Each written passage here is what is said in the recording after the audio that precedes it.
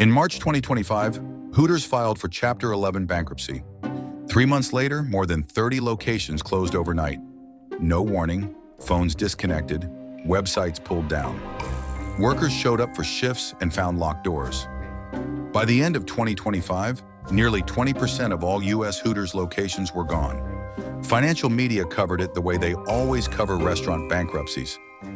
Inflation, changing consumer tastes, delivery apps. Gen Z doesn't want to sit in a sports bar staring at orange shorts anymore. The business model felt dated. The cultural moment had passed. All of that is technically true. None of it is the real story. Hooters didn't die because of bad wings. It died because of a financial playbook that has now killed dozens of American restaurant chains and is probably working its way through several more right now while you're watching this. Here's the question nobody asked loudly enough during the bankruptcy coverage. Why were the franchisee-owned Hooters locations, the ones run by the original founders, profitable and thriving during the exact same period that the corporate locations were collapsing into bankruptcy? It's the same brand, same menu, same wings, same orange shorts, same cultural baggage, completely different financial outcomes.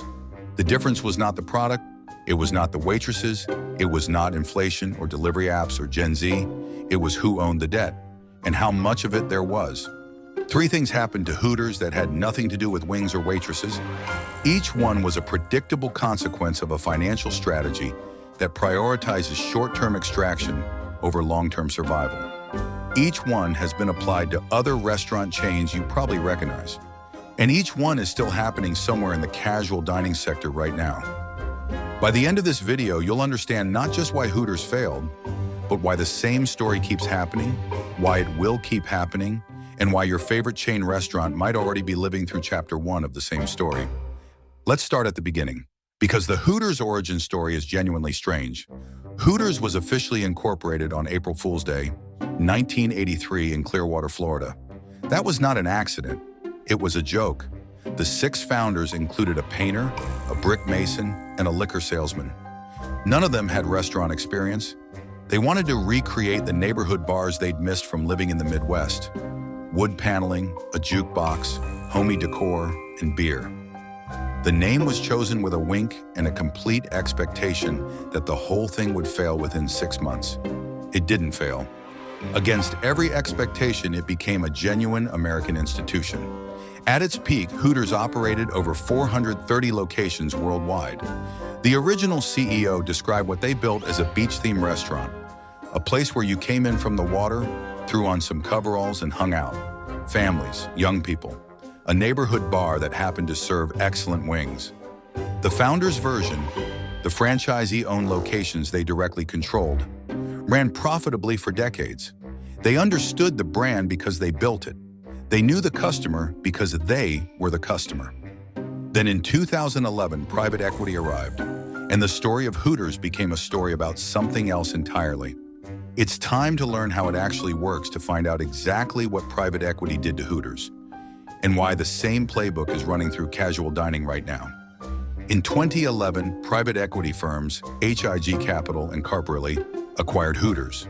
In 2019, it was sold again, this time to Nordbay Capital and Tri-Artisan Capital Advisors. Here is how the private equity restaurant playbook works. It is the same every time. Step 1, buy the company using a leveraged buyout. You borrow most of the purchase price and put that debt directly on the company's balance sheet. The company now owes the money that was used to buy it. This is not a metaphor. Hooters of America entered private equity ownership, carrying the debt of its own acquisition. Step 2, extract value while you own it. Management fees paid to the private equity firm. Dividends pulled out of the business. In many cases, a sale-leaseback of the company's real estate, where the company sells its own restaurant buildings to a third party and then pays rent to use them. This converts a real asset into an ongoing liability and generates a one-time cash payment that flows to the owners. Step 3, cut costs to make the financial numbers look better for the next buyer. Deferred maintenance is the most common version of this. Why repair the ripped booths or fix the leaky ceiling this quarter when that cost can be pushed to next quarter, or the quarter after that, or to whoever buys the company next?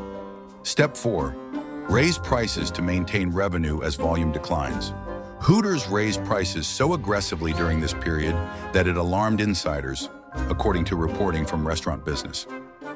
Now combine those 4 steps and think about what they produce in a full-service, casual dining restaurant. You have a business carrying the debt of its own acquisition. You are simultaneously pulling cash out of the business through fees and dividends. You are deferring the maintenance that determines whether the physical experience is worth paying for. And you are raising prices at the same time you are degrading the experience. That is not a viable long-term strategy. It is a short-term extraction strategy. And it works for the private equity owners right up until it doesn't.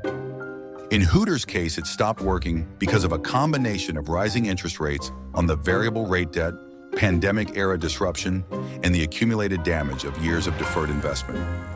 By 2024, Hooters was taking 4 times longer to pay its vendors than the average restaurant chain.